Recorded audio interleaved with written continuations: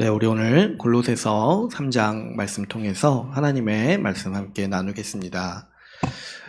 우리가 이 골로새서 말씀을 통해서 이 신자로서 어떻게 살아야 되는지 이 중요한 삶의 원리들을 같이 함께 나누고 있습니다. 우리가 그리스도로 구원받았기 때문에 우리 신자가 그리스도만을 의지하고 그리스도를 통해서 살아야 한다라고 이 골로새서 말씀이 너무 잘 가르쳐주고 있죠. 특별히 이제 몇 가지 주의하라고 권면했던 게 어떤 게 있었습니까? 우리 뭐 헛된 속임수라든지 어떤 세상의 초등학문을 의지해서 자기 삶을 좀 복되게 해보려고 그렇게 하지 말고 이것이 어리석은 일이라고 했어요. 왜 그러냐니까 예수 그리스도가 우리에게 살아가는데 필요한 모든 지혜와 지식을 다 주시기 때문에 그리스도만 의지해도 우리가 살아가는데 아무런 지장이 없을 뿐만 아니라 더 충만하고 더 지혜롭게 살아갈 수 있다라고 이 사도가 우리에게 권면을 하고 있는 거죠. 그런데 또 이 3장까지 읽으면서 또 계속해서 권면하는 게 뭡니까?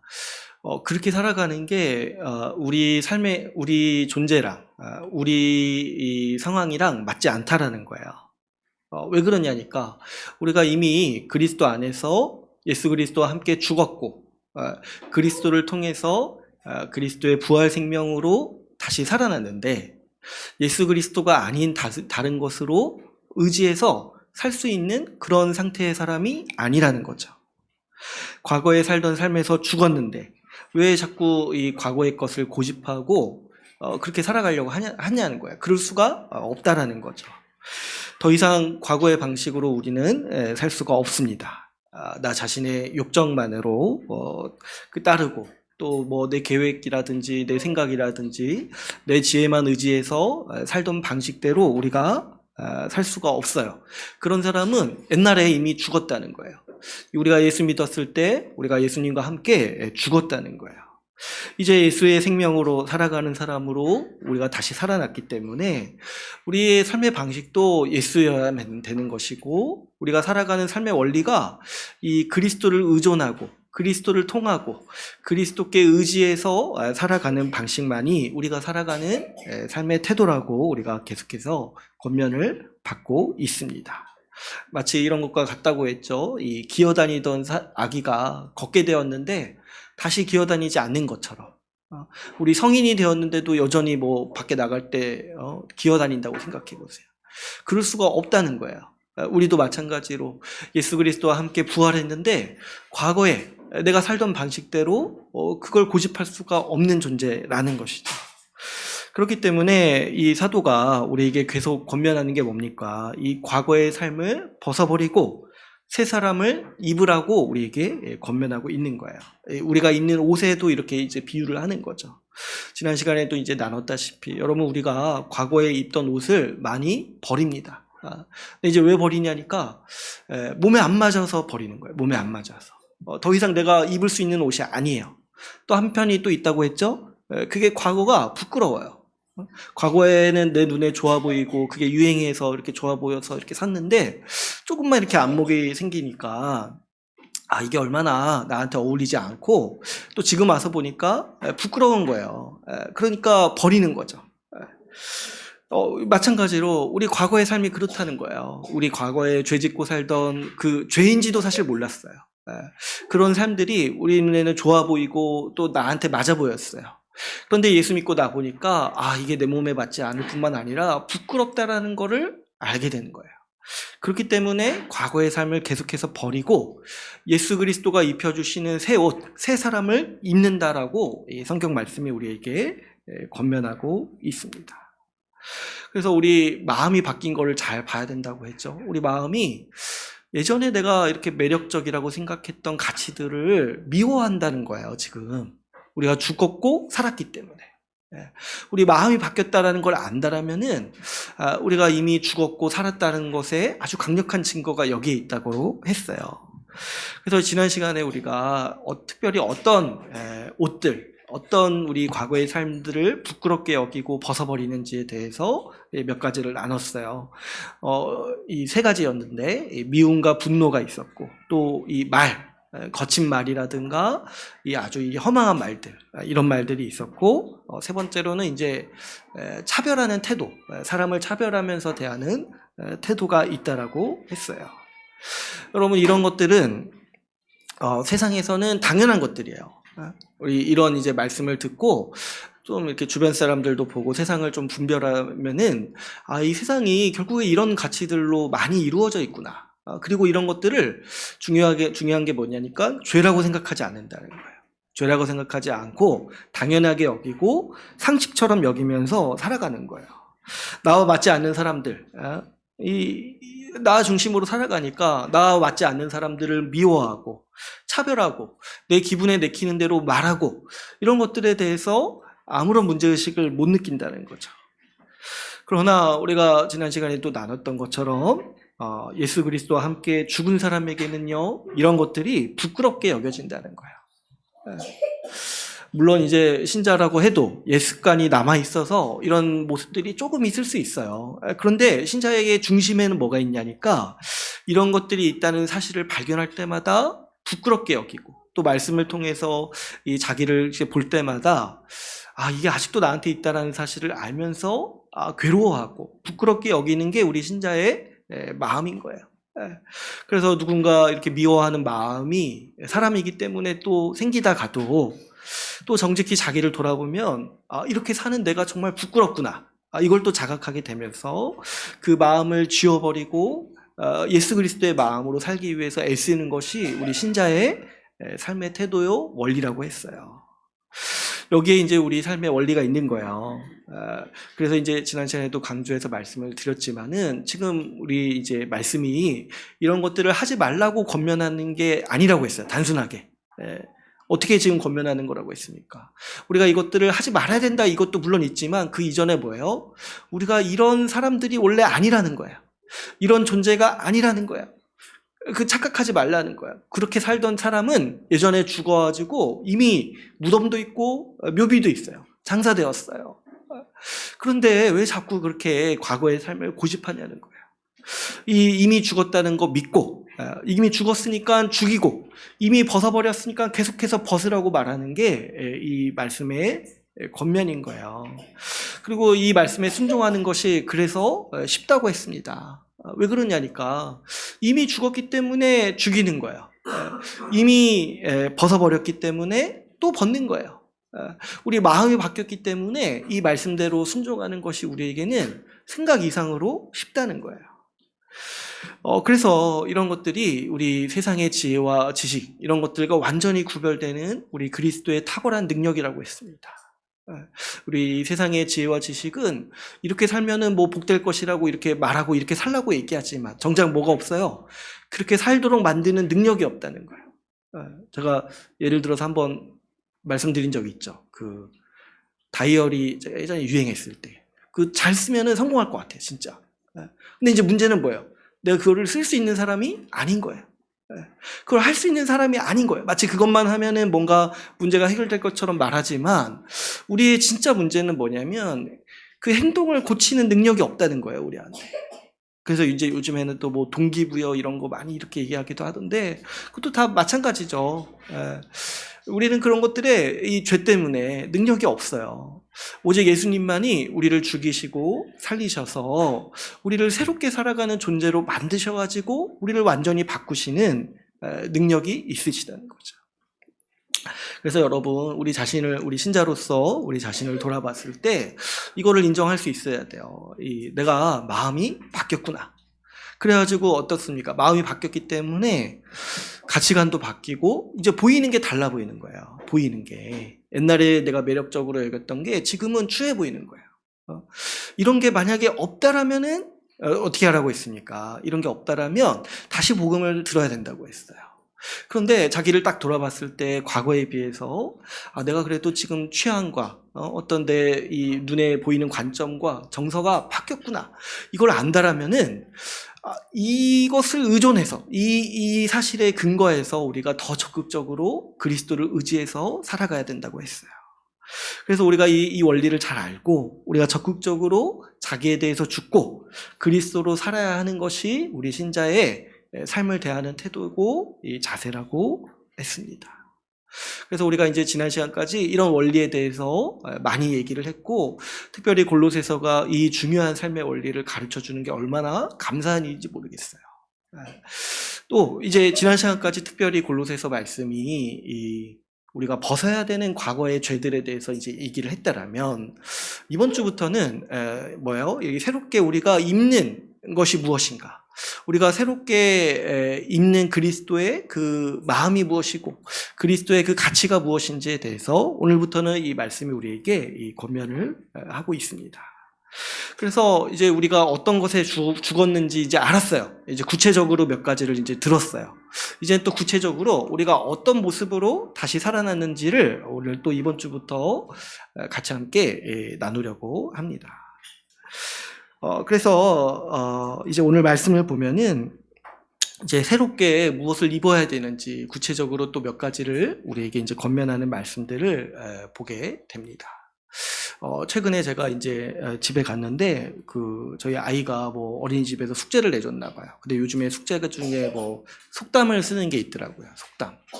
그래서 이제 저희 아이가 이제 속담을 쓰는데 이런 속담을 막 연습을 하더라고요. 뭐 콩 심은데 콩 난다.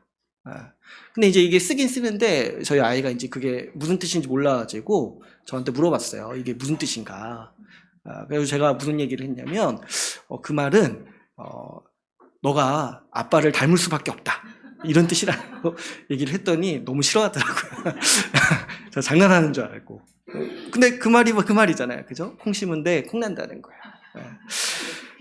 근데 이제 이 속담이 오늘 말씀을 준비하는데 좀 많이 생각이 나더라고요. 우리 주님께서 또 이런 섭리 안에서 또 이걸 또 우리한테 가르쳐주고 싶으셨는지. 여러분, 우리가 그리스도의 생명으로 살았으니까 우리한테는 뭐가 당연한 거예요? 그리스도를 닮는 게 당연하다는 거예요. 우리 가운데 그리스도가 심기어졌으니까 우리가 살아가면서 그리스도를 닮아가는 게 당연하다는 거예요. 콩 심은데 콩이 나고 그리스도를 심은 곳에 그리스도가 나온다는 거예요. 오늘 우리가 읽은 본문 말씀이 정확히 이런 원리를 우리에게 가르쳐주고 있는 말씀입니다. 오늘 우리 읽은 말씀의 12절을 보시면 이렇게 되어 있어요. 하나님이 택하사 거룩하고 사랑받는 자처럼 살아라, 이렇게 얘기를 하고 있어요. 근데 이거는 우리한테 이렇게 살아라고 말씀하시는 명령처럼 보이지만 사실 자세히 보면은 그렇게 될 수밖에 없다는 얘기를 하고 있는 거예요. 왜 그러냐니까 12절에 보시면 하나님이 택하셨다는 거예요. 하나님이 택하셨어요. 어떻게 살아가는 사람으로요? 거룩하고 사랑받는 자로 살아갈 수 있도록 하나님이 택하셨다는 거예요. 하나님이 행하셨고 그런 사람으로 하나님이 만들어 가신다라는 의지가 더 많이 반영되어 있는 본문 말씀이라고 볼 수가 있죠. 우리 하나님께서요, 우리를 택하시고 우리를 이제 그리스도 안에서 다시 살게 하셨는데 그 목표와 목적이 뭐냐니까 결국에는 그리스도를 닮은 자로 살아가게 하시려고 우리를 택하셨다는 거예요. 그렇기 때문에 여러분, 우리 신자가요, 그리스도를 닮는 일은요, 물론 우리가 노력해야 되는 부분도 있지만 그 이전에 뭐가 있어요? 그렇게 될 수밖에 없는 하나님의 은혜가 있다는 거예요. 왜 그렇습니까? 우리가 이제 지난 시간까지 계속 나눴듯이 우리가 그리스도와 함께 죽고 그리스도와 함께 살았기 때문에 우리가 부활할 때, 우리가 다시 살 때 예수 그리스도의 생명, 그분의 마음과 그분의 심장으로 다시 살았기 때문에 이제 우리는 그리스도를 닮아가는 일이 자연스럽게 일어날 수밖에 없는 사람들이라는 거예요. 우리는 필연적으로 그리스도를 닮습니다.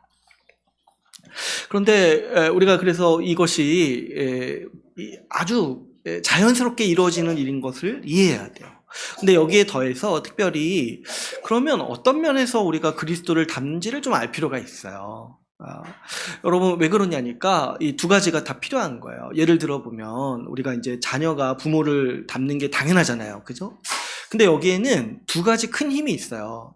뭐가 있냐니까 가장 큰 것 중에 하나가 이 DNA의 유전의 힘이 있는 거죠. 유전의 힘이 있으니까 아무리 이렇게 부모랑 이렇게 뭔가 떨어져 있더라도 자녀가 부모를 닮을 수밖에 없죠. 생긴 거라든가 때로는 성격도 보면은 이게 배운 게 아닌데도 부모를 닮잖아요. 그러니까 참 유전의 힘이 굉장히 강하죠.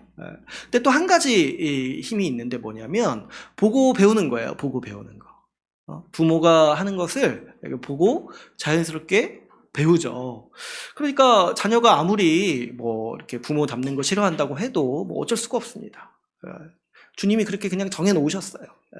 유전의 힘, 그리고 보고 배우는 힘이 또 센 거예요. 근데 이제 우리가 그리스도를 닮는 데 있어서도 이 두 가지 힘이 다 있어요. 뭐냐니까 우리가 예수 그리스도의 DNA를 받았습니다. 뭘로요? 성령을 통해서 그리스도의 마음을 받았어요. 우리 가운데 그리스도가 심겨졌어요.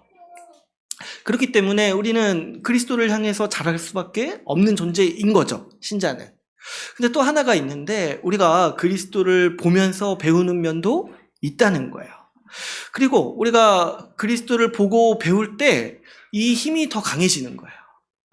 여러분 신자가 됐어도 성령을 받았어도 좀 이렇게 헤매고 좀 신앙이 흔들리고 그런 분들이 있어요. 이거 왜 그러냐니까 지식이 없어서 그런 거예요. 지식이 없어서. 어떤 지식이요? 그리스도가 어떤 분인지에 대한 지식이 없는 거예요. 그리스도가 어떤 분인지에 대한 지식이 없으니까 뭐도 없는 거예요. 내가 어떤 사람으로 살아야 되는지에 대한 지식도 없는 거예요. 그러니까 우리한테 지금 필요한 게 뭐냐면 먼저는 우리가 성령 받았다는 거 알아야 되고 이 성령이 우리 가운데 뭘 하셔야 되는지도 알아야 되지만 또 뭐도 있어요. 예수 그리스도가 어떤 분이시고 우리가 어떤 면에서 그리스도를 닮는지에 대한 지식도 있어야 되는 거예요. 이 지식이 있어야만 우리가 신자로서 힘있게 살아갈 수가 있죠. 방금도 제가 말씀드렸지만 이 지식이 없으면 우리는 계속 흔들리는 거예요. 이 세상의 지혜와 지식이 주는 미혹 이런 것도 있기 때문에 계속해서 흔들리는 거예요. 그러나 이 예수 그리스도가 어떤 분인지 알고 우리가 그리스도의 어떤 면들을 담는지 알아갈 때 우리는 우리 자신을 분별할 수가 있고 또 우리가 어떻게 살아가야지 해야 하는지에 대해서도 우리가 지혜와 분별을 얻을 수가 있는 거죠. 그래서 이 지금 골로새서 본문이요. 지난주까지는 우리가 결별한 그 과거의 죄가 무엇인지에 대해서 설명을 했다라면 이번 주부터는 우리가 새롭게 입는 그리스도의 옷이 어떤 모습인지를 우리에게 가르쳐주고 있습니다. 그래서 이제 몇 가지 덕목들을 이제 얘기를 하는데 여기에 나오는 덕목들은 다 뭐냐니까 모두 예수 그리스도에 대한 설명이에요. 그리스도가 가지신 성품이에요. 그리스도가 어떤 분인가 생각을 할 때 여기에 나오는 덕목들을 생각하면 된다는 거예요. 그래서 우리가 이 말씀들을 볼 때 먼저는 예수님이 어떤 분이신지 알아야 되고 또 더 나아가서 뭐예요? 우리가 그리스도의 어떤 면을 닮아가는지에 대해서도 우리가 이해할 필요가 있는 거죠. 그래서 이제 이 12절부터 17절까지 이렇게 이제 우리가 어떤 면에서 닮는지 이런 것들을 설명하고 있는데 오늘은 특별히 이제 다 보진 않고 13절까지만 이렇게 볼 거예요. 13절까지만. 그랬을 때 처음에 지금 얘기하는 게 뭡니까? 사랑받는 자처럼 12절에 긍휼과 자비 그리고 또 뭐가 있습니까? 겸손과 온유 그리고 이제 13절에서 14절까지 오래 참음과 용서가 있어요.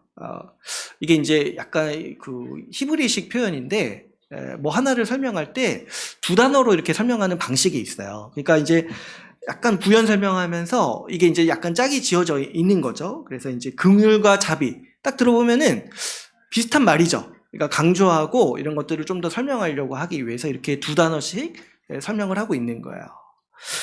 그랬을 때 이제 첫 번째로 살펴볼 우리 예수 그리스도의 성품 그리고 우리가 담는 덕목이 뭐냐니까 이 긍휼과 자비라는 거예요. 이 긍휼과 자비는 좀 더 이렇게 쉽게 풀어서 얘기를 하자면 이 불쌍히 여기는 마음이죠. 이 어려움을 겪고 있는 사람이라든가 이렇게 좀 도움이 필요한 사람들을 볼 때 좀 함께 아파하고 또 어떻게 합니까? 더 나아가서 어떻게든 도우려고 하는 마음이 생기는 거. 이런 것들을 우리가 긍휼, 자비 이렇게 이제 표현을 하는 거죠.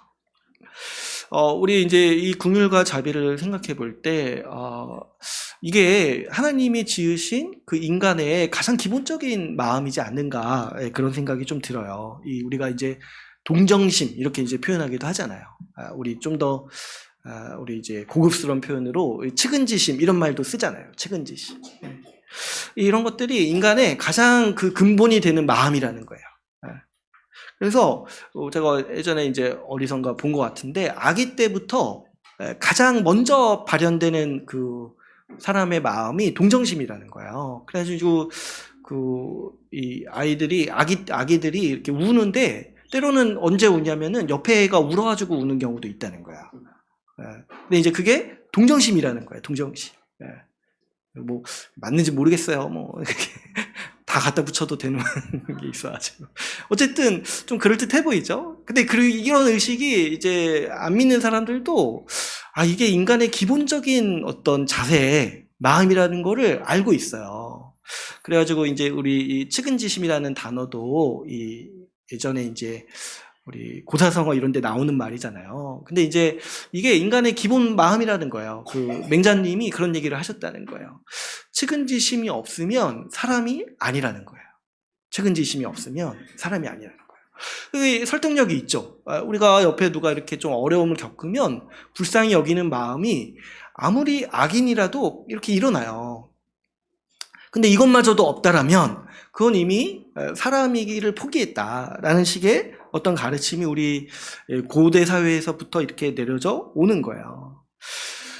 그랬을 때 우리가 이제 이 긍휼과 자비 이런 것들이 아주 기본적인 사람의 정서이고 마음이라는 걸 좀 이해할 수가 있습니다. 그런데 이제 문제는 뭐냐니까 사람이 죄로 말미암아서 타락했다는 거예요. 그러면서 일어나는 현상이 뭐냐니까 이 불쌍히 여기는 마음도 저버리고 어떻게 합니까? 무정해지고 잔인해진다는 거예요. 옆에 도움이 필요한 사람이 있을 때 돕기는커녕 오히려 더 박대하고 더 무정하게 행동하는 것들이 뭐냐니까 이것이 인간이 죄로 말미암아서 타락해가지고 인간성을 잃어버린 증상이라는 거예요. 그러니까 우리가 이제 이 두 가지를 동시에 보는 거예요. 우리가 때로 보면은 사람들이 정말 선해 보일 때가 있어요. 뭐냐니까 그냥 예수님 안 믿어도 기본적으로 동정심이 있는 거예요. 그래서 불쌍히 여기는 사람들이 있어요. 근데 또 뭡니까? 사람들이 때로 보면은 너무 잔인해요. 무정해요. 근데 그게 죄라는 생각도 없어요. 그런 거 볼 때 이 죄의 영향이 정말 이토록 강하구나. 이 인간의 기본 어떤 마음이라고 하는 이 동정심마저도 무너뜨릴 정도로 죄의 영향이 이렇게 크다는 걸 우리가 볼 수가 있는 거죠. 이번 주가 우리 보면은 그 세월호 사건이 있은 지 10주년이 되는 해라고 해가지고 이렇게 많은 행사를 또 준비를 하고 또 기념식을 많이 준비를 하고 있더라고요. 근데 이제 제가 보니까 아직도 그 유가족들 모욕하고 또 조롱하는 사람들이 있다는 거예요. 최근에도 보면은 안산 시내에 이렇게 방송을 하면서 돌아다니는 사람들이 있더라고요. 유가족들 모욕하고 이렇게 아주 진짜 입에 담을 수 없는 말들을 방송으로 이렇게 키면서 이렇게 돌아다니는 차량도 있다고 하는 거예요. 그랬을 때 이런 게 뭐냐니까 너무 잔인하다는 거예요. 생각을 해보면 정치적인 이유로 여러 가지 이유로 동조하는 사람들이 있을지 몰라도 기본적으로 우리가 생각해야 될 게 사람으로서의 기본 자세가 없다는 거예요. 뭐예요? 이 불쌍히 여기는 마음이 없는 거예요. 그리고 그런가 보니까 우리 사회에 보면은 언제부턴가 이 피해를 겪은 사람들을 향해서 조롱하는 거를 당연시하는 사람들이 있어요. 얼마 전에도 그 이태원 참사 피해 유가족들이 있잖아요. 근데 똑같아요. 그렇게 아주 입에 담을 수 없는 말들을 해가면서 자기 친족이 죽은 사람들을 그렇게 조롱하고 폄하하고 이렇게 하는 행동들을 볼 때 또 그런 사람들이 어느 정도 좀 많으니까 그래도 괜찮은 것처럼 보이나 봐요. 그런데 우리가 이런 것들은 정말 선을 긋고 이런 것들은 정말 인간으로서의 최소한의 부끄러움도 모르는 행위라는 거를 좀 우리가 이해할 필요가 있는 거예요. 근데 이제 제가 이 말씀을 드리는 거는 뭐냐면, 우리가 지금 이런 이 죄의 참상들을 보고 있다는 거예요. 인간의 그 최소한의 궁율과 자비도 잃어버리고, 이 불쌍히 여기는 마음도 없는데, 그걸 부끄럽게 여기지 않고 오히려 이렇게 말하고 다니는 이런 이제 지금 현상. 이런 거 볼 때, 우리는 정말 이런 사회에 대해서 분별할 수 있어야 되겠어요. 여러분, 우리 이런 것들, 이런 불쌍히 여기는 마음마저도 저버리는 거, 이런 것들은요, 결국에 이 죄의 원인이 있는 거예요. 우리 과거의 죄들을 생각해 보면 어떤 분함이라든가 그 노여움이라든가 다른 사람을 향한 악의와 비방 이런 거 하는 거 있잖아요. 이런 것도 긍휼과 자비를 잃어버렸기 때문에, 측은지심을 잃어버렸기 때문에 나오는 태도인 거죠. 다른 사람들을 불쌍히 여기는 마음보다 그냥 자기를 불쌍히 여기죠. 자기를 불쌍히 여기고 자기만을 위하기 때문에 이런 다른 사람을 향해서는 자꾸 무정해지고 잔인해지는 거예요. 특별히 이제 지난 시간에 나눴던 이 경계해야 되는 죄 중에 이 차별하는 태도에 대해서도 생각을 해보시면, 이 차별도요, 이 궁유를 잃어버린 것과 큰 상관이 있습니다. 여러분, 그렇지 않겠어요? 우리가 누가 이렇게 어려움이 있고 또 나보다 못하다는 생각이 들면은 도와야겠다, 이런 생각이 드는 게 원래는 마땅하다는 거예요. 근데 그렇게 안 하고 어떻게 하는 거예요? 차별은 나보다 못하니까 조롱하고, 나에게 피해를 끼칠까봐 나에게 다가오지 못하도록 업신여기는 태도가 이 차별하는 태도잖아요. 그렇잖아요. 우리가 이제 좀 나보다 못하고 부족하면은, 원래 우리 사람은 뭐냐니까, 도와야겠다, 불쌍히 여기는 마음이 드는 게 자연스러운 거예요. 근데 우리 죄인은 어떻게 반응하냐니까, 그 사람을 오히려 차별한다는 거죠. 나보다 못하니까 무시하고, 나보다 못하는데 나한테 오면은 나한테 피해가 가니까 다가오지 못하도록 아예 이렇게 이제 울타리를 치는 거죠. 그래서 이런 게 이제 아이들도 보면은, 아이들 사회에서도 그 왕따 시키는 거 보면은 뭐 하나 약점 잡아가지고 왕따 시키잖아요. 그런 거 볼 때 아이들도 그런데 성인들은 얼마나 더 그렇습니까? 오히려 더 교묘하고 고도하고, 그래가지고 더 이렇게 트집 잡아서 이렇게 이 사람을 차별하는 거, 이런 태도들이 생기는 거예요. 이런 게 뭐냐니까, 다 그런 이제 불쌍히 여기는 마음, 측은지심마저도 저버린 그 사람의 행동들이 이렇게 나타난다는 거예요. 그러나 여러분, 우리는 지금 이런 것들에서 떠나서 긍휼과 자비를 입은 사람들이라고 우리 말씀이 우리에게 권면하고 있습니다. 왜 그러냐니까, 여러분, 이 긍휼과 자비는요, 우리 주님의 성품이에요. 우리 그 말씀 한 구절 한번 찾아볼까요? 우리 누가복음 6장 36절 말씀 한번 보겠습니다.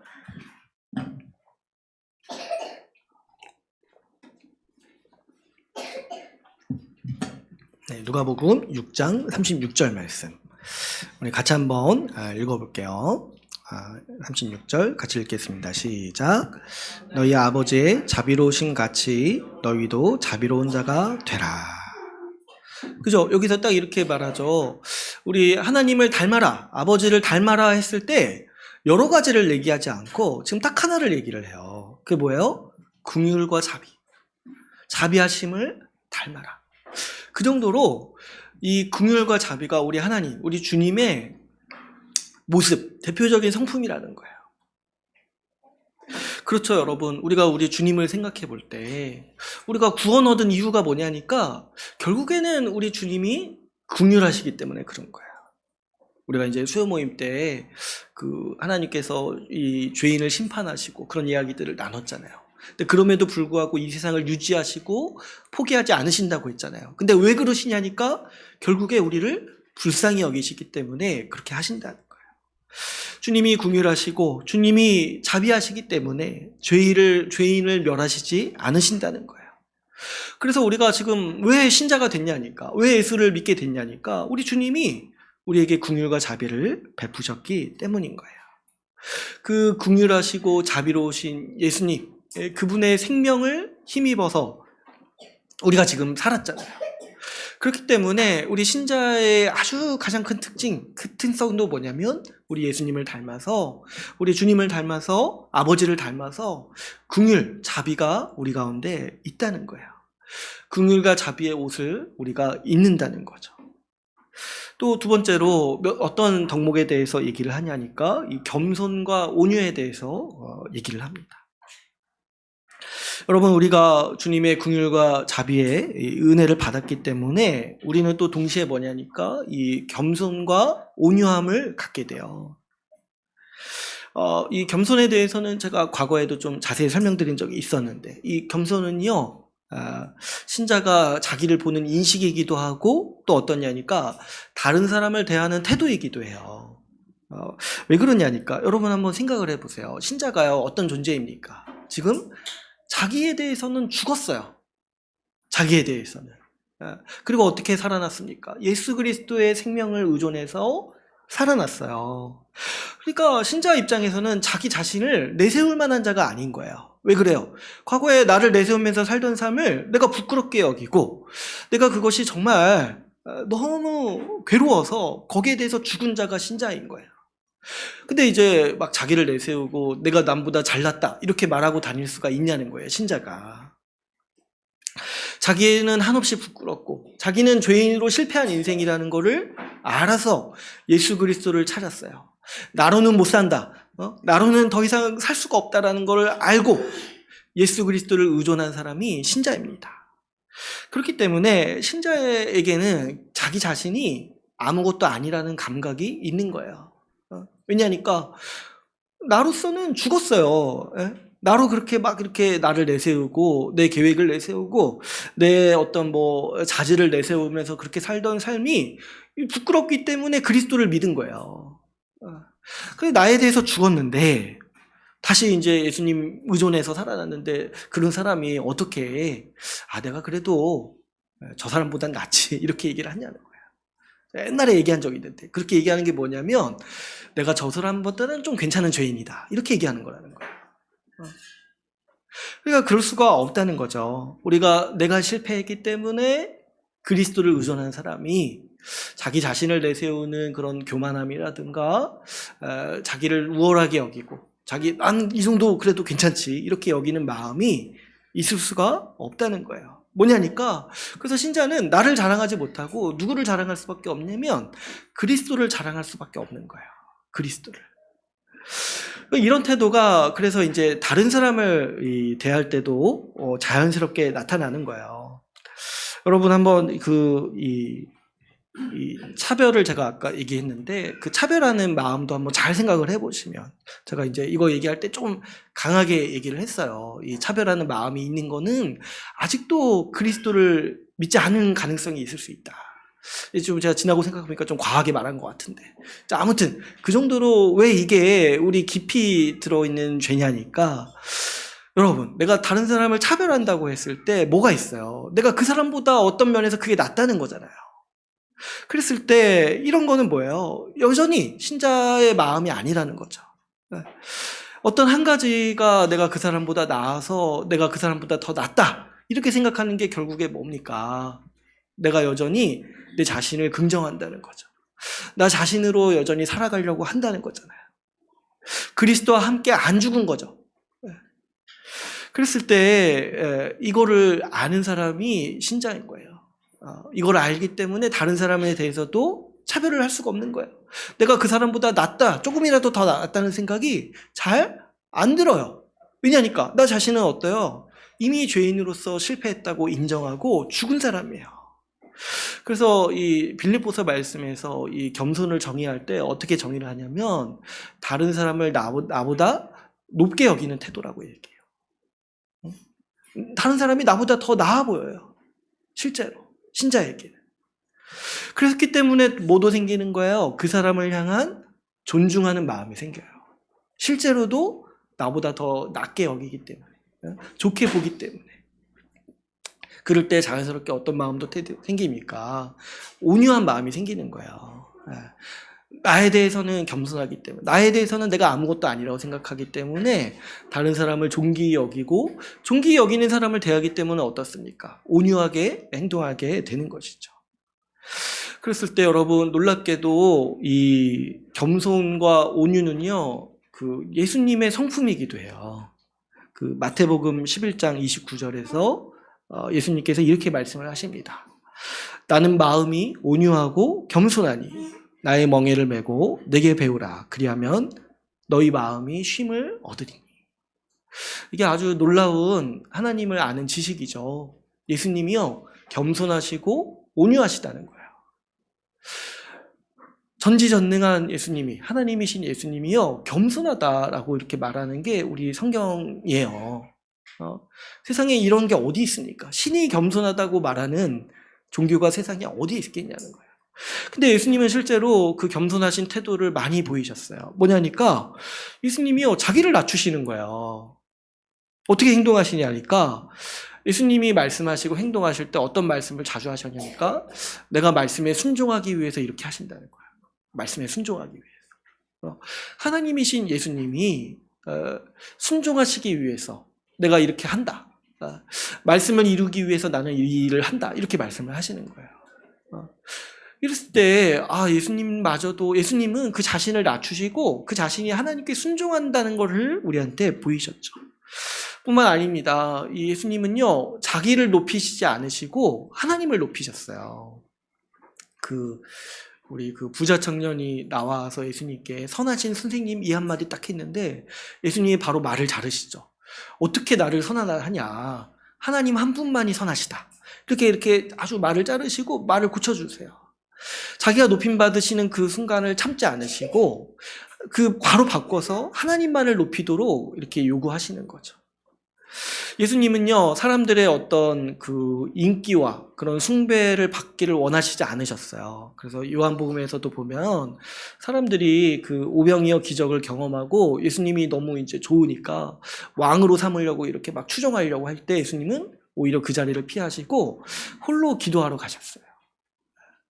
예수님이요, 자기를 높이시지 않는 겸손한 마음으로 사셨다는 걸 우리가 보게 됩니다. 그러니까 예수님의 그 태도 중에 예수님이 얼마나 온유한지를 우리가 볼 수가 있어요.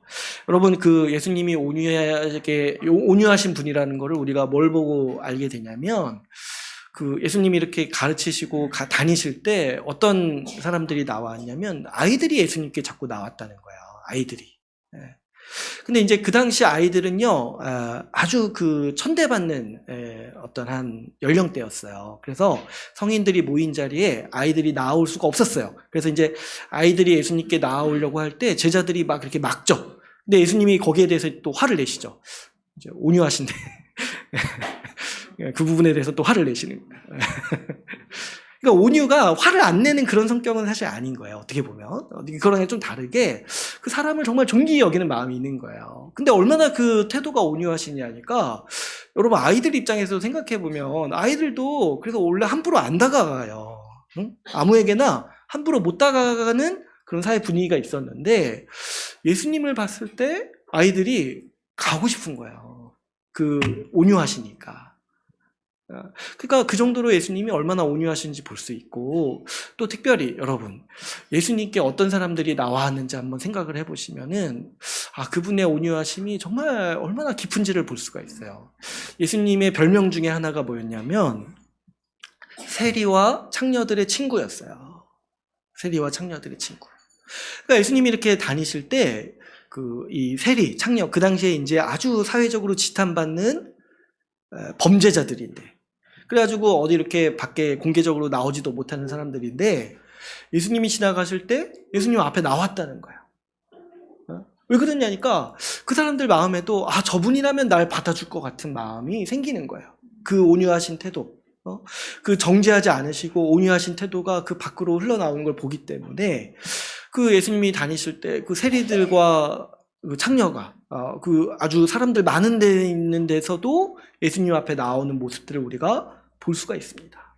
만약에 예수님이 정말 고압적으로 행동하시고 정말 이렇게 막 거룩하셔가지고 이렇게 막 거리감을 두게 행동하셨다라면은 절대로 이렇게 못하죠. 그런데 저분 앞에 나아가면은 나를 받아주실 거라는 마음이 그 사람들에게도 있었던 거예요. 죄인들이 있었던 거예요. 그렇죠. 여러분, 우리도 잘 생각해 보시면 우리도 예수님의 이 겸손과 온유하심 덕분에 예수를 믿은 거예요. 우리도 예수 십자가 복음 앞에 나아가서 우리 죄를 고백하고 죄 용서를 구할 때 어떤 확신이 있었냐면 예수님이 내 죄를 용서해 주실 거라는 확신을 가지고 갔던 거예요. 그분이 순종하심으로 십자가를 지시고 온유하심으로 우리 죄인들을 부르신 거예요. 우리 주님의 겸손과 온유하심으로 그래서 우리는 구원을 얻었습니다. 그렇기 때문에 그런 우리에게 우리 주님의 겸손과 이 온유하신 태도가 자연스럽게 자랄 수밖에 없는 거예요. 이게 이제 굉장히 복합적으로 우리가 겸손하기 때문에 예수님 믿은 거예요. 어떻게 보면 자기 자신을 의지하지 않고 그리스도를 의지하는 것 자체가 이 겸손의 중요한 태도인 거예요. 그렇기 때문에 우리 신자의 삶에서는 이 겸손과 온유가 항상 자랄 수밖에 없는 것이죠. 그 다음에 이 세 번째로 이 오래 참음과 용서에 대해서 오늘 본문 말씀이 얘기한다고 했습니다. 여러분, 이 앞에서 얘기했던 그 성품들, 그런 이제 긍휼하시고 자비하시고 온유하시고 겸손하신 그 주님의 성품이요, 구체적으로 행동으로 나타난 게 뭐냐니까 이 오래 참음과 용서인 거예요. 그래서 이 성품, 이 덕목들이 다 연관이 있죠. 하나님께서, 예수님께서 이 죄인을 불쌍히 여기시고 죄인을 사랑하셔서 어떻게 하신 거예요? 오래 참으시면서도 용서하신 거예요. 그래서 우리 예수 십자가 복음에 이 모든 게 다 나타나 있는 거죠. 죄인을 멸하시지 않으시고 죄인에게 생명 주시고 돌보시는 은혜가 있습니다. 특별히 우리가 용서를 구하지 않았음에도 주님은 어떻게 먼저 하신 거예요? 먼저 용서를 베푸신 게 우리 예수 십자가 복음인 거죠. 그래서 우리가 보면은 우리가 왜 회개하고 우리가 왜 죄 용서를 구하냐니까 이것도 참 희한하죠. 예수님이 이미 용서해 주신 거를 듣고 우리가 회개하는 거예요. 이미 용서해 주셨다라는 그 복음의 소식을 듣고 우리가 그 앞에 엎드리고 회개하는 거죠. 그렇기 때문에 우리 이 은혜를 받은 신자에게 이런 이제 성품이 자랄 수밖에 없는 거예요. 우리가 뭘 봤냐니까 예수님이 원수 갚지 않으시는 모습을 보게 되는 거예요. 예수님이 오래 참으시고 나를 용서해 주신 그것을 보는 거예요. 근데 그거를 받고 경험한 사람이 우리 이제 복음서에서도 나오는 가르침인데 다른 사람을 향해서 용서하지 않을 수가 없다는 거야. 예수님의 용서를 경험한 사람이 다른 사람을 향해서 무정하고 용서하지 않고 원수 갚는 행동을 할 수가 없다는 거죠. 그래서 이제 복음서에서 예수님이 아주 대표적으로 그 불신자의 어떤 모습인 거죠. 이 가짜 신앙의 모습이 뭐냐니까 원수 갚는 태도라는 거예요. 원수 갚는 태도. 어떻게 예수님이 너의 죄를 사해 주셨는데 너는 다른 형제에 대해서 그렇게 무정하냐는 거예요. 다른 사람의 실수에 대해서 그렇게 잔인하냐는 거예요. 용서받은 사람이 그럴 수 없다라고 가르치는 게 우리 복음의 가르침입니다. 그렇기 때문에 여러분 이것이 지금 우리에게 이렇게 살아가라고 권면하고 있잖아요. 이 골로새서 말씀이. 근데 이것을 우리가 잘 생각해 보면 이것이 예수님의 성품이다. 그리고 이 은혜를 우리가 받았고 이 예수 그리스도의 마음을 우리가 받았다라고 지금 말씀이 동시에 우리에게 가르치는 바인 거죠. 그랬을 때 여러분 우리 주님에 대해서 한번 생각을 해봐야 돼요. 우리 주님이 이런 분이라는 거예요. 겸손하시고 온유하시고 긍휼하시고 자비하시고 오래 참으시고 용서하시는 분이라는 거예요. 그랬을 때 이게 얼마나 놀라운 그 성경의 선포인지 생각을 해봐야 돼요. 여러분 세상에 이런 신이 도대체 어디 있냐는 거예요. 신이 이런 성품을 가졌다라고 가르치는 종교가 어디 있냐는 거예요. 특별히 이제 성경이 쓰였을 당시에 그 문화를 생각해 보시면 로마 시대 때였잖아요. 그리스 로마 시대 때였어요. 근데 여러분 우리가 이제 대충 좀 알잖아요. 그 그리스 로마 신화 이런 거 들어보신 적 있잖아요. 그런 신들이 활발하게 활동한다기보다는 이제 사람들 이제 의식 속에 있을 때 지금 성경이 딱 있는 거예요. 사도가 이렇게 딱 가르치는 거예요. 여러분 그 그리스 로마 신들 어떻게 행동합니까? 그들의 성품이 어떻습니까? 한번 생각해 보세요. 아주 그냥 그 그리스 로마 신들은 자기가 세상에서 제일 잘난 줄 알아요. 그래가지고 주된 이야기가 뭐냐면 복수하는 얘기예요. 복수하는 얘기. 누가 이렇게 자기 자존심 이렇게 깎아내려가지고 신인데 너 어디 맛 좀 봐라 해가지고 복수하는 이야기가 대부분 그 그리스 로마 신화. 아니면 이렇게 자기 잘난 맛에 이렇게 살다가 누가 나보다 조금 이렇게 잘난 것처럼 보이면 인간인데 그래서 막 시기해가지고 질투하고 저주하는 게 그 그리스 로마 신화 이야기들이잖아요. 그러니까 그때 당시에 사람들이 그렇게 생각했던 거예요. 신이라면 이럴 것이다. 그리고 그 신들이 어떻습니까? 얼마나 그 사람들을 깔봅니까? 그래서 이제 그리스 로마 신들을 보면은 사람들을 이용해 먹죠. 무시하죠. 이런 시대에 지금 사도가 이렇게 얘기를 하는 거예요. 우리 주 예수 그리스도가 긍휼하시다. 그리스도가 겸손하시다. 그리스도가 오래 참으시고 용서하시다. 이거는요, 그래서 우리가 생각했을 때, 이 사람이 만들어낼 수 없는 신의 모습인 거예요. 우상이 아닌 거예요. 인간이 생각할 수 없는 신의 모습인 거예요. 뭐냐니까, 어떻게 이걸 생각을 합니까? 전지전능하신 분이요, 겸손하다는 생각을 어떻게 할 수 있어요? 전지전능하신 분이 자기를 낮추신다는 생각을 우리가 어떻게 할 수 있습니까?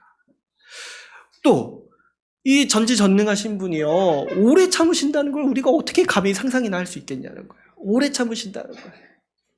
한번 생각을 해보세요. 내가 전지전능하시면 하면 참겠냐는 거야. 그냥 바로바로 이렇게 뭐 해버리지. 근데 우리 하나님이 어떤 분이시냐니까 우리 그리스도가 전지전능하신 분이고 말 한마디로 세상을 바꾸실 수 있는 분인데도 오래 참으신다는 거예요. 그리고 용서하신다는 거죠.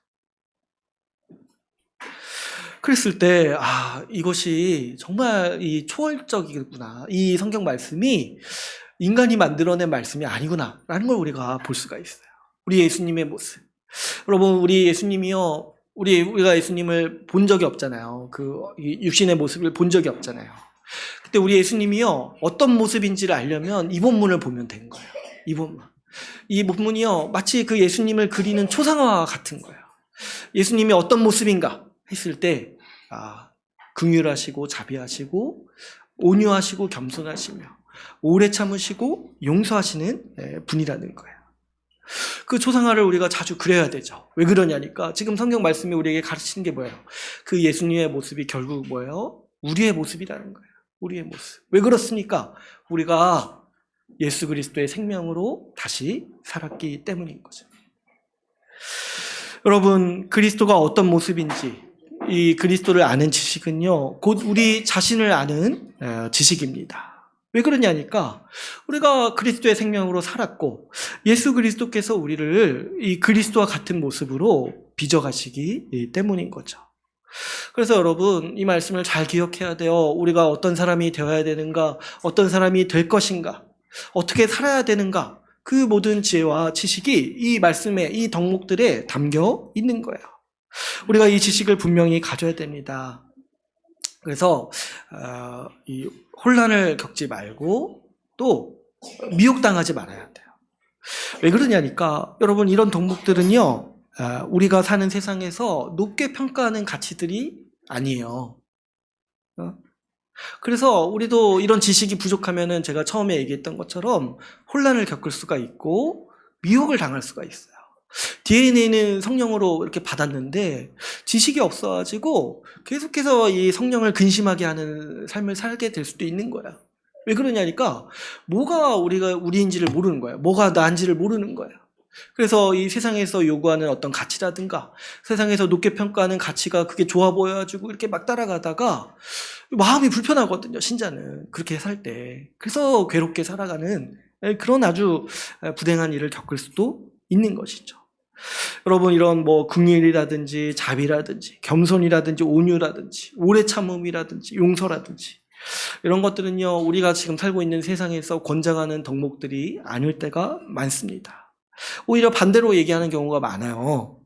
참지 말고 당당하게 권리를 주장하고 자기 자신을 뽐내라, PR하고 뭐 이렇게 자기 자신을 더 홍보해라, 이런 식의 가르침이 많은 거예요. 세상에서 유행하는 이야기들을 한번 다 보세요. 다 복수하는 이야기죠. 어디 넷플릭스에서 1위 하는 거, 용서하는 거 본 적 있어요? 다 그러면 복수예요, 복수. 인기가 없어요, 용서는.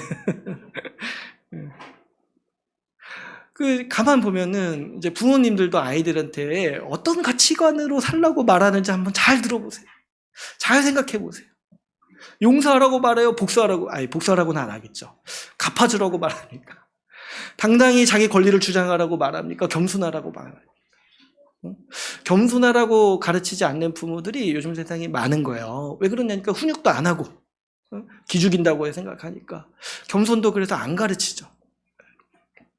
왜 그러냐니까 벌써 자기부터도 그게 그렇게 매력적으로 안 보이는 거죠. 그 겸손, 이 가치가. 그랬을 때 여러분, 이런 환경에서 우리는 어떤 사람으로 살아야 되는지, 어떤 사람이 되어야 하는지에 대해서 혼란을 우리 성인들도 다 겪고 있는 거예요. 몇 가지 이제 혼란이 있는데 어떤 게 또 있냐니까, 여러분, 우리는 어떤 이제 착각을 자꾸 하게 되냐면 이 그리스도에 대해서 관심이 없는 거예요. 그리스도의 성품과, 그리고 우리가 그런 성품을 받는다는 이 성경의 가르침에 대해서 관심이 없고, 어디에 관심을 자꾸 갖게 되냐면 내가 어떤 사람인지에 대한 관심을 자꾸 갖게 돼요. 내가 어떤 성격이고, 내가 어떤 뭐 취향이고, 내가 어떤 뭐 스타일이고, 이런 식으로 자꾸 자기 자신에 대해서 관심을 자꾸 갖게 돼요. 내가 어떤 고유한 정서를 가지고 있는가, 내 성격이 어떠한가. 이게 참 아이러니하죠. 결국에 사람이 관심 가지는 게 자기 자신밖에 없다는 거예요.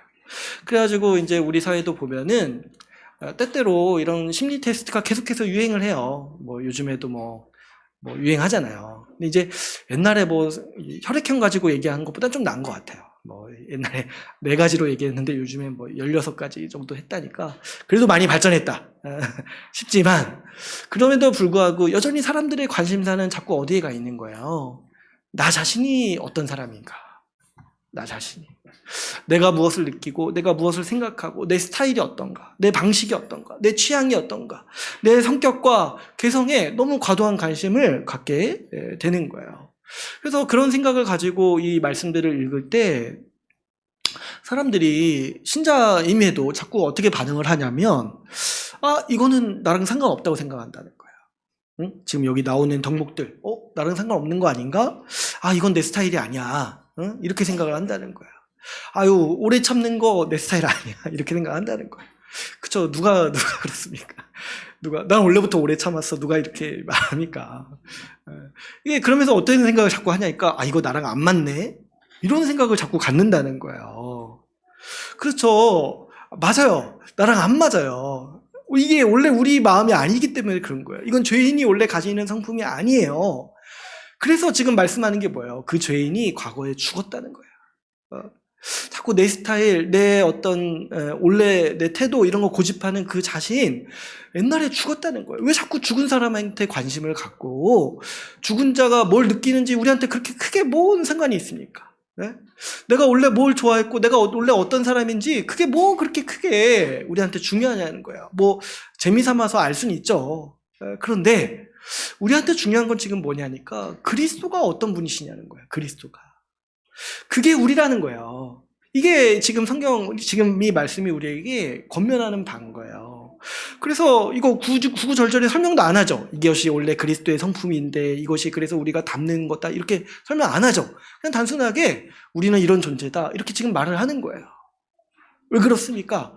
우리는 자기 자신이 어떤 사람인지에 대해서 그렇게 크게 관심 가질 필요가 없어요. 왜 그런다니까, 이미 죽었다니까요. 이미 죽었어요. 과거에 나는 이미 죽었어요. 과거에 상처받았고 그게 뭐 골마 터졌든 어떻든 간에 이미 죽었어요. 죽었고 이제 그리스도로 다시 살았습니다. 그러면 우리의 관심사는 어디에 있어야 되냐니까, 그리스도가 어떤 분인지에 대해서 있어야 돼요. 그리스도가. 그 그리스도가 어떤 분인지에 대해서 오늘 본문 말씀이 이렇게 얘기를 하게 되는 거죠. 이런 거 보면서도 이걸 이해를 못하니까 자꾸 이거는 내 스타일이 아닌데, 이거는 내 성격이 아닌데 이렇게 생각하는 거는요, 아직도 자기 자신으로 살려고 하는 마음이 큰 거예요. 자기를 너무 사랑하는 거예요. 자기를. 그 자기를 너무 사랑하는 건 뭐예요? 안 죽었을 확률이 커요. 안 죽었어요. 지금 저 어떻게 저기 주님과 함께 장사된 자기를 그렇게 사랑하냐는 거예요. 저기 지금 썩어갖고 이미 다 썩었는데 그 구더기 냄새가 나는 나를 왜 그렇게 자꾸 사랑하려고 하냐는 거예요. 여러분, 자기 개성보다요 그리스도를 더 사랑해야 돼요. 우리는 다 자신에 대해서 죽었습니다. 자기의 죄인됨을 자각할 때 우리는 자기에 대해서 죽는 거예요. 자기 자신을 미워하는 거예요. 그래서 아직 자기 자신을 미워해 본 적이 없는 사람은요, 아직 그리스도를 의지하는 게 뭔지를 모를 수가 있어요. 여러분, 신자는요, 이 회개를 통해서 믿음으로 나아가는데, 이 회개할 때 경험하는 게 뭐냐면, 자기가 미운 거예요, 자기가. 어떻게 이렇게까지밖에 못 사냐는 거예요. 자기가 이 회개할 때 이런 정서를 경험하는 거예요. 자기가 미워요. 자기가 미워가지고 도저히 나 자신으로는 살 수가 없어요. 그래서 어떻게 하는 겁니까? 그리스도의 은혜를 의지하는 게 우리 신자의 마음이고 정서인 것이죠. 여러분, 이걸 반드시 기억하세요. 이거 내 스타일 아니야, 이런 식으로 우리는 반응하면 안 돼요. 우리는 우리의 개성보다 그리스도를 더 사랑하는 사람들입니다. 여러분, 우리 시대에 이것도 있는데, 우리 개성을 너무 사랑하는 것도 있는데, 좀 더 근본적인 혼란이 하나가 더 있어요. 그게 뭐냐니까, 우리는요, 이런 덕목들에 아예 관심이 없어요. 뭐냐니까, 우리 현대 사람들은 어디에 관심이 있냐면 이 겉모습에만 관심이 있어요. 겉모습에만 관심이 있고 우리의 인격에 대해서, 우리의 성격에 대해서 그렇게 크게 관심이 없어요. 그 MBTI가 유행하는 것도 자세히 보시면 자기 취향을 밝히는 거에 관심이 있는 거지, 자기 성격이 뭐 어떻고 저렇고에 그렇게 크게 관심이 없어요. 우리가 사는 문명이 그렇습니다. 우리가 사는 문명, 눈에 보이는 현실만을 이렇게 중요하게 여기다 보니까 우리의 속사람에는 관심이 없고 겉사람에만 온통 신경을 쏟게 되는 거예요. 그래서 외형을 가꾸는 일에는 온갖 관심과 노력이 집중되어 있습니다.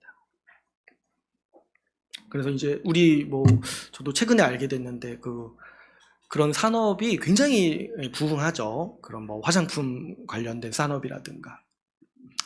이제 최근에 이제 의료 파업하면서 알게 된 사실이 의사들이 전부 그 피부과를 가려고 한다는 거야. 왜 그러냐니까 거기가 돈을 어마어마하게 번다는 거야. 그죠? 그러니까 제가 의사들 그런 거 잘못했다는 게 아니라 그만큼 우리의 어떤 정력과 관심사, 집중이 다 어디에 돼 있냐니까 우리 외모를 꾸미고 가꾸는 데 있다는 거예요. 어떤 성숙한 사람, 인격적으로 훌륭한 사람에게 매력을 느끼기보다는 우리는 어떤 시대에 살고 있냐면 외모가 화려하고 잘 꾸미는 사람이 매력 있다고 여기는 시대에 우리가 있다는 거죠. 그래서 아이들도 자라갈 때 요즘에 이런 얘기 합니까? 나는 훌륭한 사람이 돼야겠다. 이런 얘기 합니까? 저 연예인을 닮아야겠다. 저 외모를 닮아야겠다. 이런 생각들을 하게 된다는 거예요. 이게요, 시대가 변했어요. 제가 어렸을 때만 해도 그래도 어떤 도덕이 있고 어떤 인격적인 어떤 매력이 있었어요. 그래서 어떤 사람이 돼야겠다 할 때 그런 어떤 훌륭한 사람이 돼야겠다라는 의식이 있었어요. 불과 20-30년 전만 해도. 그러나 지금은 그런 게 완전히 다 사라지고 내가 어떤 사람의 외향을 닮아야겠다, 겉을 잘 꾸며야겠다, 이것만 지금 이제 남아있는 시대가 우리가 지금 살고 있는 시대인 거죠. 근데 여러분 한번 생각해 보세요. 우리가 우리의 외모를 가꾸고 어쩌다가 그렇지 않습니까? 내 외모가 좀 약간 부족해 보일 때 너무 큰 상심이 들지 않아요? 그죠? 저도 최근에 어디 이렇게 우리 그때 촬영했을 때 그 영상에 나오는 제 모습이 참 너무 살찐 것 같아가지고 한동안 큰 시리에 빠져서 지냈는데, 제가 참 나중에 좀 반성하게 된 게, 여러분 사실 그렇지 않습니까? 우리 인격에 대해서 아파해 본 적이 있냐는 거예요. 내 인격에 대해서 아파해 본 적이 있나요? 내 성격이 정말 이렇게 모나고, 내 정말 인격이 이렇게 성숙하지 못한 것에 대해서 정말 내 외모가 변해가는 것만큼 아파하고 슬퍼해 본 적이 있냐는 거예요. 그래서 우리도 정말 이 시대의 어떤 흐름에 빠져가지고 어찌 보면은 우리의 시간과 노력과 정력을 내 외모 가꾸는 데는 많이 쓰면서 우리의 속사람이 그리스도를 닮아가는 것에 있어서는 철저하게 무심하고 관심이 없는 건 아닌지 모르겠습니다. 여러분, 우리가 이 말씀을 보면서 우리가 분별해야 될 것 중에 하나가 우리는 우리 주님께서 우리의 속사람을 바꾸신다는 거예요. 우리의 속사람을 바꾸시고 우리의 관심과 우리의 정말 노력도 어디에 있어야 되냐니까 우리 주님을 닮아가는 것에 있어야 된다는 거예요. 주님을 닮아가는 거예요. 우리가 우리의 겉모습을 꾸미고 우리 자신을 가꾸는 이유는요, 사실은 이게 하나님의 형상으로 창조되었기 때문에 그런 거예요. 하나님의 형상으로 창조되었기 때문에 우리 사람에게는 기본적으로 자기가 영광스럽다는 의식이 있어요. 근데 이제 문제는 뭐예요? 죄로 말미암아서 하나님의 형상을 잃어버렸습니다. 원래는 영광스러운 존재였는데 죄로 말미암아서 그 영광을 잃어버렸기 때문에 다시 좀 그걸 찾고자 하는 욕망이 있는 거예요. 그래가지고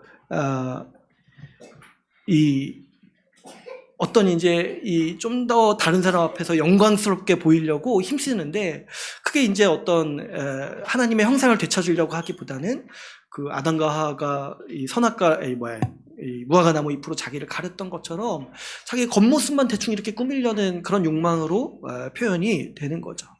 근데 이제 기본적으로 우리한테 그래서 뭐가 있냐면 좀 나은 사람이 되고 싶은 거예요.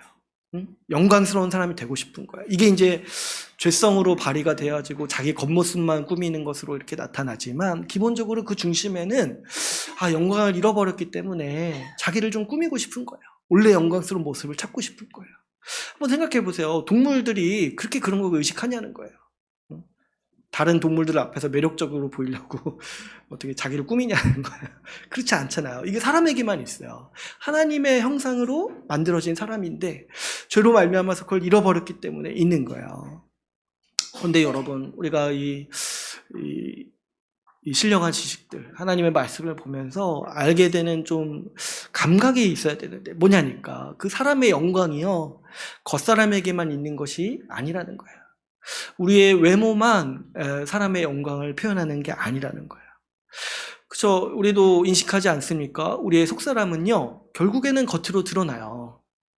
그래서 그 유명한 말이 있죠. 그 링컨이 한 말이라는데 사람이 40세가 되면은 자기 얼굴에 책임을 져야 된다는 거예요. 그게 좀 무섭더라고요. 올해 이제 40세가 넘어가지고 참. 아무튼 근데 이제 이런 말들을 하는 이유가 있죠. 왜 그러냐니까 결국에 사람이 자기가 어떻게 살아왔는지 자기 인격이 얼굴에 나타나는 거예요. 근데 그럴 수밖에 없겠죠. 결국에 내 마음이 내 표정으로 나타나고 내 표정이 얼굴의 인상을 이렇게 만들잖아요. 그러니까 우리도 어떤 감각이 은연중에 있냐면 결국에 우리의 속사람이 우리 겉으로 나타난다는 거예요. 여러분, 우리도 이렇게 보게 되면은 외모가 화려하지만 그래서 잘생기고 예쁘지만 아름답지 못한 사람이 있어요. 우리가 느끼기에 예뻐요. 잘생겼어요. 근데 그렇게 마음이 안 가고 아름답지 못해요. 그런 사람들이 있어요. 왜 그러냐니까 겉으로 감출 수 없는 영역들이 분명히 있기 때문에 그런 거예요. 그리고 더 나아가서 이런 것들은 이 사단의 속성 중에 하나예요. 뭐냐니까 겉은 화려하지만 속은 추한 거. 이게 이제 사단적 속성이에요. 사단이 어떤 존재냐니까 자기를 치장하기를 좋아해요. 자기를 화려하게 표현하기를 좋아해요. 근데 그 속에는 뭐가 있냐면 이 무정함과 잔인함이 있는 거예요. 우리 그 말씀 한 구절 찾아볼까요? 이 계시록 요한계시록 17장 4절 말씀 한번 찾아보겠습니다.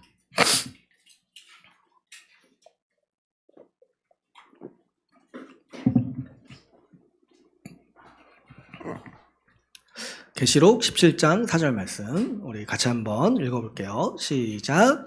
그 여자는 자주빛과 붉은빛 옷을 입고 금과 보석과 진주로 꾸미고 손에 금잔을 가졌는데 가증한 물건과 그의 음행에 더러운 것들이 가득하더라. 여기서 이제 사단을 묘사하는 말씀인데, 자주빛과 붉은빛이 뭐냐면 그 당시에 이제 가장 높은 고관들이 입었던 옷의 색깔이에요. 그 황제나 입었던 이제 옷의 색깔이 자주색 옷이에요. 그러니까 겉으로는 뭐예요? 이 아주 고귀한 옷을 입고 금과 보석과 진주, 각종 보석으로 꾸미고 금잔을 가졌어요. 생각해 보세요. 잔이 금일 필요가 없어요. 네? 근데 잔마저도 금이에요. 겉으로 보면 화려해 보이고 사람들의 선망이 대상이 될 만해요. 근데 그래, 그 금잔 안에 뭐가 있냐니까 가증한 물건과 그 음행에 더러운 것들이 가득하다는 거야. 이게 이제 사단의 속성이에요. 뭐예요? 겉으로는 금잔이에요. 근데 그 안에 음행과 더러움이 가득하고 그것을 먹고 마시고 즐긴다는 것이죠. 그래서 이렇게 겉모습에 이렇게 치중하고 이런 것들이 결국에는 이 사단이 주도하는 문화에서는 자연스럽게 자리 잡을 수 없고 그 속사람을 꾸미질 못하는 거죠. 그러나 여러분, 우리가 딱 봤을 때도 세상에는 겉으로는 소박해도 그 행실로 인해 아름다운 사람들이 있습니다. 외모는 뭐 그렇게 화려해 보이지 않고 그렇게 막 볼품이 있어 보이지 않아도 우리가 딱 봤을 때 아름다워 보이는 사람들이 있어요. 그리고 하나님은요, 이런 매력을 신자들에게 주세요. 우리 또 말씀 한 구절 찾아볼게요. 요한계시록 19장 7절에서 8절 말씀 한번 보겠습니다.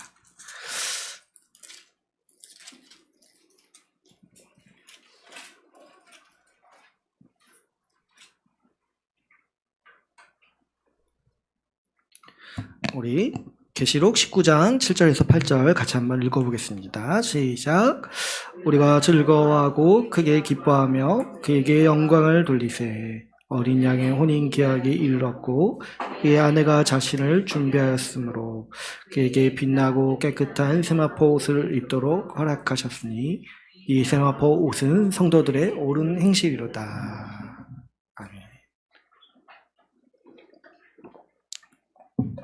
여기서 보면은 신자를 예수 그리스도의 아내, 혼인잔치에 참여하는 아내로 묘사를 하는데 이 신부니까 화려하게 치장을 해야 되잖아요. 근데 그렇지 않고 무엇을 입었냐니까 빛나고 깨끗한 세마포 옷. 근데 그 옷이 결국에 뭐예요? 이 성도들의 옳은 행실이라는 거예요. 그래서 이것으로 인해서 그 영광이 돋보인다는 거예요. 뭐 어떤 영광이 있습니까? 예수 그리스도의 신부의 자리에 있다는 거예요. 그래서 신자의 모습이 이러합니다. 겉으로는 소박해 보이고 뭔가 이렇게 화려하지 않지만은 그 빛나는 아름다움이 있다는 거예요. 예수 그리스도가 신부로서 부르시고 그 옳은 행실로 인해서 그 예수 그리스도 앞에서 찬란하게 빛나는 영광이 있다는 것이죠. 이것이 우리 주님께서 그리스도를 닮아가게 하실 때, 우리 신자들을 그리스도를 닮아가게 하실 때 우리 신자에게 주시는 매력이고 영광인 것이. 우리에게 소망이 되고 기쁜 소식은요, 우리를 그리스도가 빚어가신다는 거예요. 우리도 그 사단을 닮아가지고 겉으로는 화려하게 꾸미더라도 금잔에 더러운 것을 마시는 그 사탄처럼 살기 쉬웠었는데 우리를 그런 삶에서 건져내셔서 이제 그 빛나는 행실로 그리스도를 닮은 마음으로 살아가게 하신 거예요. 우리가 그리스도를 믿고 그리스도를 의지한다면 예수님은 우리를 아름다운 사람으로 만들어 가십니다. 그래서 오늘 말씀에 어떻게 시작을 합니까? 12절에 보시면 하나님이 택하셔서 거룩하고 사랑받는 자로 우리를 만드신다는 거예요. 여러분, 우리 신체는 변하고 얼굴도 변할 겁니다. 성경 말씀에서도 얘기하듯이 풀은 마르고 꽃은 시들어요. 죄의 영향 아래에 있는 모든 존재는 시간이 지날수록 그 추함을 드러냅니다. 모든 피조물 중에 사람이 가장 그런 것 같아요. 죄의 성향이 더 강해질수록 아무리 겉을 치장하고 아무리 안 늙어 보이려고 애쓸지라도 그 죄로 말미암아서 속사람의 추함이 계속해서 스며 나오는 거예요. 그러나 여러분, 우리 주님이 우리에게 주시는 영광이 뭐냐니까. 우리는 점점 더 아름다운 사람으로 변모해 갈 것입니다. 우리의 겉모습은 좀 늙고 좀 이렇게 볼품없어 보일 수 있을지만은 우리 얼굴에 빛이 날 거예요. 우리가 영광스러운 사람으로 서게 될 것입니다. 우리가 그리스도 다시 오시는 날에 완전히 완성된 사람으로 이 흰 세마포 옷을 입고 그리스도의 영광스러운 신부의 자리에 빛나는 모습으로 서게 될 것입니다. 그러므로 여러분, 우리는요, 그리스도를 기뻐하고 그리스도를 자랑해야 됩니다. 자기 자신을 중요하게 생각하지 마세요. 내가 어떤 사람이고 과거에 내가 뭘 느꼈고 내가 어떤 존재인지 그런 거 그렇게 크게 중요하지 않은 거예요. 그런 거 자기 자신의 개성이라든가 그런 거 사랑하지 마시고 우리 그리스도의 영광을 사랑하시길 바랍니다. 우리 그리스도가 우리를 겸손하고 온유한 자로, 자비롭고 긍휼한 자로, 오래 참고 용서하는 자로 우리를 만들어 가십니다. 그래서 우리를 볼 때 그리스도를 닮았다 말할 수 있을 정도로 우리를 그렇게 빚어가시고 우리 인생의 끝에 우리는 다 그런 사람으로 서게 될 것입니다. 우리가 이제 그날을 소망하면서 우리가 오늘날에 정말 힘을 다해서 다른 어떤 것보다 그리스도를 입는 사람으로 서는 신자로서 살아가기를 바랍니다. 이제 오늘 말씀을 맺겠습니다. 우리가 지난주까지 우리가 벗어버리는 과거의 죄들을 나누었다면 오늘은 우리가 새롭게 입는 그리스도의 성품을 함께 나누었습니다. 우리가 그리스도와 함께 다시 살았기 때문에 우리에게 그리스도가 자랍니다. 긍휼과 자비, 겸손과 온유, 오래 참음과 용서가 자랍니다. 주님은 이런 사람으로 우리를 자라도록 권면하시고 인도하십니다. 우리가 이 말씀을 통해서 우리 주님의 뜻을 분명히 압시다.